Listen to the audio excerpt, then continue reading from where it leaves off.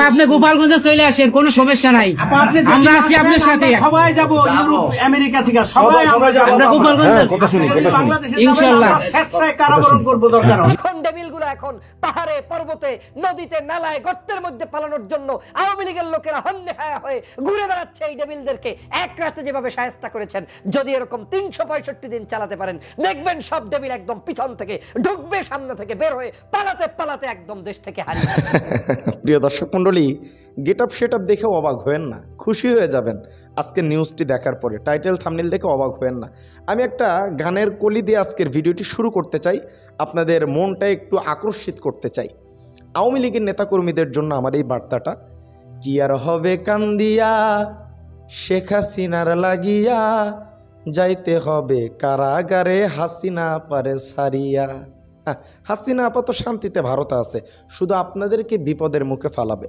Doctor ইউনূসের devil hunt শুরু হয়ে গেছে, বুঝতেছেন। দুদিন আগেও গাজীপুরে যে কর্মকাণ্ড করছেন, আর অনেক ধরনের প্ল্যান প্রোগ্রাম করছেন, কিছুই তো এখন আর কাজে দিতেছে না, আশা করতেছি দিবেও না।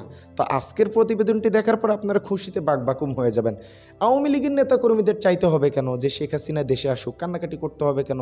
দেশের সব মানুষই তো চায় হাসিনা আপা দেশে আসুক। কয়েকদিন আগে হাসিনা আপা নিজেই বলল যে আমি দেশে যাইতে চাই, আমি কারাবরণ করতে চাই, আমার ভারতে ভাল লাগে না। প্রতিবেদন আমি নিজেই করছি, বোঝেন নাই? প্রিয় দর্শক মণ্ডলী, আপনারা কি চান যে শেখ হাসিনা আপা দেশে আসুক? একটু কমেন্ট করবেন। আমি যখন এই ভিডিওটি শ্যুট করতেছি তখন ঘড়ির কাঁটায় বাজতেছে 4:16। হ্যাঁ, 4:16 বাজে। এটা হচ্ছে গুগলে সার্চ দিয়ে আমি দেখালাম, এখানে AM-টা স্পষ্ট লেখা আছে। অনেকেই হয়তো বলবেন যে ওহাব ভাই হয়তো অন্যরকম কথা বলতেছে। না, এই ভিডিওটি আমি রাতে শ্যুট করতেছি, একটা গুরুত্বপূর্ণ আপডেট আসছে, ভাবলাম আপনাদেরকে দেওয়া দরকার। একটু খুশি হয়ে যাবেন, কমেন্টে আলহামদুলিল্লাহ একটা লাইক করবেন, কারণ আজকের প্রতিবেদনটি খুবই গুরুত্বপূর্ণ। যে কাণ্ড কারখানা ইউনূস সরকার ঘটাইতেছে ডেভিল হান্টকে নিয়ে, আওয়ামী লীগের নেতাকর্মীরা এখন দোয়া ইউনূস পরে মনে করেন যে পাহাড় পর্বতে তুর পাহাড়ে যেখানে যা আছে লুকানোর সব কিছু, এই যে বিভিন্ন জায়গা থেকে আওয়ামী লীগের নেতাকর্মীকে গ্রেফতার করা হচ্ছে, সব কিছু আপার বদৌলত আর কি। তো আজকের ভিডিওটি খুবই গুরুত্বপূর্ণ, চলেন কি হচ্ছে তাদের সাথে এই গভীর রাতের একটা গুরুত্বপূর্ণ নিউজ আপনাদেরকে শোনাচ্ছি। তার আগে চ্যানেলে যারা নতুন আসছেন প্লিজ দয়া করে আমাদের চ্যানেলটি একটু সাবস্ক্রাইব করে দেবেন, একটা লাইক করে চলেন। ডক্টর ফয়জুল হক এত সুন্দরভাবে দিছে, কি দিছে এটা অবশ্যই বুঝতেছেন, আমি আর সেই শব্দটা উচ্চারণ না করি। চলেন প্রতিবেদনটি দেখা যাক না টেনে। এক রাতে আওয়ামী লীগ ঠান্ডা হয়ে গিয়েছে, এক রাতের মধ্যে আওয়ামী লীগের সব পিছন থেকে ঢুকে একদম মুখ থেকে বের হয়ে যাচ্ছে।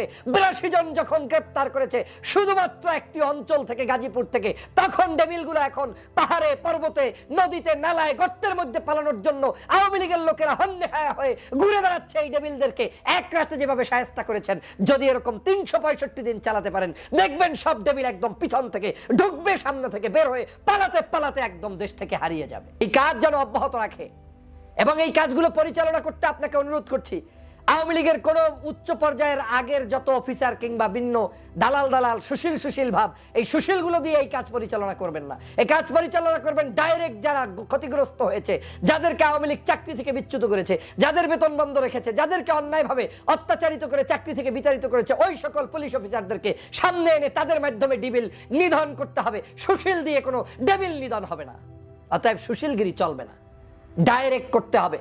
এবং ডাইরেক্ট যদি ওদেরকে রাস্তাবোধ করা যায়, বাংলাদেশে এই ডেভিল ধ্বংস হয়ে যাবে।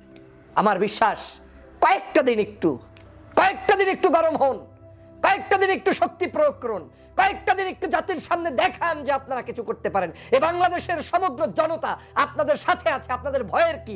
5ই আগস্ট আপনাদেরকে ম্যান্ডেট দিয়ে দিয়েছি, যেভাবে খুশি সেভাবে চালান, কিন্তু ডেভিলদেরকে ধ্বংস করুন, তাহলেই আপনার ক্ষমতা মজবুত হবে, আগামীর গণতন্ত্র সুপ্রশস্ত হবে। শুধু গাজীপুর থেকে 82 জন ডেভিলকে গ্রেফতার করেছে বর্তমান যে যৌথ বাহিনী রয়েছে তারা।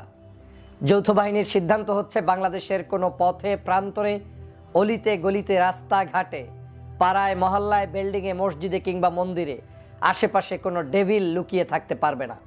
এবারের যুদ্ধটা হচ্ছে ডেভিলদের বিরুদ্ধে তথা শয়তানের বিরুদ্ধে, যারা বাংলাদেশকে ধ্বংস করতে চায়, বাংলাদেশের মাটি ও মানুষকে অশান্তিতে রাখতে চায়। সে যে দলের হোক, যে মতের হোক, যে আদর্শের হোক, ওই সকল ডেভিলদেরকেই গ্রেপ্তার করে আইনের আওতায় এনে বাংলাদেশকে শান্ত করা।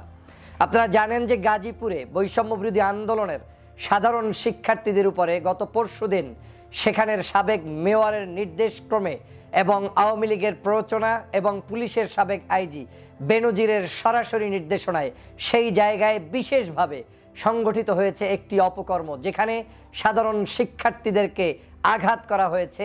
তাদের মধ্যে কেউ কেউ মৃত্যুর সাথে পাঞ্জা পর্যন্ত লড়ছে। বাংলাদেশের ছাত্র সমাজ ফুঁসে উঠেছিল। তারা 24 ঘন্টার মধ্যে গ্রেপ্তারের আলটিমেটাম দিয়ে বলেছে যদি সেটা করতে না পারে, ব্যর্থতার পরিচয় দেয়, তাহলে প্রয়োজনে এই প্রশাসনের বিরুদ্ধে লড়াই অব্যাহত রাখতে হবে। আমরা দেখেছি ইতিমধ্যেই গতকালকেই স্বরাষ্ট্র মন্ত্রণালয়ের পক্ষ থেকে আমাদের সম্মানিত স্বরাষ্ট্র উপদেষ্টা তিনি নির্দেশনা দিয়েছেন যে ডেভিল যেটা চালু করবেন, এই ডেভিলের অপারেশন ডেভিল নামে যে অপারেশন শুরু করেছেন, এটার মাধ্যমে সারা বাংলাদেশে একটি সরাসরি অভিযান শুরু হবে এবং সেটা গতকালকেই শুরু হয়েছে। আমি বিশ্বাস করি একটি জায়গা থেকেই এখন পর্যন্ত আমার জানা তথ্য মতে 82 জনকে শুধুমাত্র গতকালকেই গাজীপুরের আশপাশ থেকে গ্রেফতার করা হয়েছে। তার মানে এই ডেভিল এখন অ্যাকশন মুডে আছে এবং এই অ্যাকশন মুডের মধ্য থেকেই বাংলাদেশে আওয়ামী লীগের সকল ধরনের ষড়যন্ত্রবাদীদের মোকাবেলা করা হবে ইনশাআল্লাহ। বাংলাদেশের প্রত্যেকটি প্রান্তরে আমি গতকালকে বলেছিলাম ডেভিল আপনি কিভাবে চিনবেন, ডেভিল শনাক্তের সহজ উপায় কি, ডেভিল আসলে কারা আছে। প্রথম যে আপনি ফর্মুলাটা ব্যবহার করবেন সেটা হচ্ছে গত 16 বছর যেই আওয়ামী লীগ এই বাংলাদেশকে অশান্তিতে রেখেছে এবং অশান্তি থেকে মুক্তির জন্য 5ই আগস্ট যে বিজয় হয়েছে, এই আগস্টের বিজয়ে যারা অংশগ্রহণ করেছে তারা হচ্ছে দেশপ্রেমিক। বিজয়টার বিরুদ্ধে অবস্থান করে চোর ডাকাত ফেসিবাদের পক্ষে যারা ছিল তারাই হচ্ছে ডেভিলের আজকের মূল নায়ক এবং কারিগর। এখন এই ডেভিলগুলোকে শনাক্ত করতে হবে, তালিকা করতে হবে। তালিকা করারও সহজ লাইন, আওয়ামী লীগের দোসর কারা কারা, কোন কোন কমিটিতে ছিলেন, কোথায় কোন ভাগবাটোরা পেয়েছেন, কোথায় কোন এমপি মন্ত্রী তাদের যোগসাজশে অপকর্ম হয়েছে, এগুলো তালিকা করলেই সব বের হয়ে আসবে। প্রিয় দর্শক মণ্ডলী, প্রতিবেদনটি দেখছেন ডক্টর ফয়জুল হক। তিনি অনেক সুন্দর বিশ্লেষণ করে ভরে দিছে আর কি, আমি নাই বললাম আর কিছু। আমি শুধু এতটুকু আপনাদের কাছে বলতে চাই, ডক্টর ইউনূসের এমন সিদ্ধান্তে আপনারা কি খুশি হয়েছেন কিনা এটা জানাবেন। এই কাজটা আরও আগে করার দরকার ছিল। একজন রাজনৈতিক বিশ্লেষক, নামটা মনে নেই, তিনি 2-1 দিন যাবৎ তার বক্তব্য খুব বেশি ভাইরাল হচ্ছে যে বিপ্লব আপনি যার বিরুদ্ধে যুদ্ধ করবেন, যদি আপনি বিজয় হন তাহলে তাকে নিশ্চিহ্ন করে দিতে হবে, আর সে যদি বিজয় হয় তাহলে আপনাকে নিশ্চিহ্ন করে দেবে। এটাই যুদ্ধের রুলস, আপনি তাকে জিন্দা রাখতে পারবেন না। তো এই ভুলটা সরকার করছে, অন্তর্বর্তীকালীন সরকারের এটা বড় একটা ভুল যে তারা বিচার ব্যবস্থাকে, ভাইজান বিচার হবে কেমনে? এখনও পুলিশ প্রশাসন সব জায়গায় ফেসিবাদের যে ভক্তবিন্দুরা তারা আঁটো করে বসে আছে, তো বিচার করতে চাইলেও তো করতে পারবে না। এখানেই তো সমস্যা। তো সিস্টেমটাকেই চেঞ্জ করতে হবে, পুরো সিস্টেমটাই এদিক সেদিক হয়ে আছে।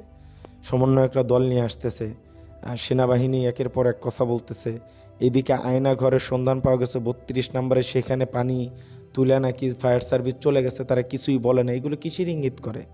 শাওনকে নিয়ে প্রোটোকল দেওয়া, প্রথম আলোর সামনে সেনাবাহিনী নিয়োগ করা, এগুলো কিসের ইঙ্গিত ভাই? আমি ছোট মানুষ, আমি বুঝি না, আপনারা একটু আমার বুঝেন।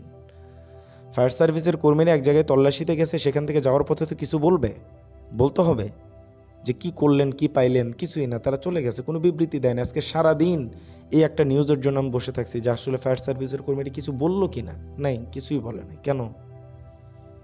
কোনো কিছু বেরিয়ে আসবে, সেগুলো উপর থেকে চাপ আসছে যে না এগুলো বলা যাবে না। এই বিপ্লব হওয়ার পরেও তাদের কথা আপনার শুনতে হয়, সোশ্যাল মিডিয়ায় এসে বলতে পারেন না? এমন বিপ্লবের জন্য আমাদের ভাইরা জীবন দিছে, ভাবতে কষ্ট লাগে। এগুলোর একটারে ধৈর্য বিচার না করা পর্যন্ত, আইন প্রশাসনের চেঞ্জ না আনা পর্যন্ত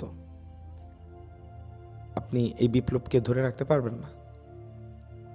এটা আমি বলতেছি না, রাজনৈতিক বিশ্লেষণগুণ বলতেছে। তো ভিডিও চিত্রটি দেখালাম, আওয়ামী লীগের যত নেতাকর্মীরা আছে তারা হয়তো আর এখন একটু বুদ্ধি তাদের গজাবে যে না, তাদের আর আপা নাই, এখন এই সমস্ত কর্মকাণ্ড করে শুধু নিজের পরিবারকে কষ্ট দেওয়া, নিজেরা কষ্টে থাকা দরকার নাই। যেভাবে আছেন ভালো থাকেন, যদি চাপ প্রয়োগ না করা হয় চুপ করে বসে থাকেন, এরকম করার তো কোনো দরকার নেই। আপা যখন আসবে দেশে তখন নাইমেন, সমস্যা নেই, কিন্তু আপাই তো আসতেছে না। তো এমনি এরকম করে লাভ আছে? সাদ্দাম সাহেব আপনাদের সভাপতি, তিনি বাহির থেকে কথা বলেন। তিনি এক সময় দেখলাম ঢাকা বিশ্ববিদ্যালয় কলেজের সামনে বলল, শাহবাগ চত্বরে না কোথায়, যে লন্ডন থেকে বক্তব্য দেয়, দেশে এসে সে বক্তব্য দেয়, নেতাকর্মীদের অসুবিধা হয়, তো তারা আসতে বলেন। তো সাদ্দাম সাহেব এখন নামতে বলে আপনারা নামতেছেন কেন? তারাও আসতে বলেন। বিষয়টা এরকম না? তো যাই হোক, আজকের ভিডিও এ পর্যন্তই। ডক্টর ইউনূসের সিদ্ধান্তে আপনারা কেমন খুশি হয়েছেন এটা জানান। ভালো থাকেন, সুস্থ থাকেন।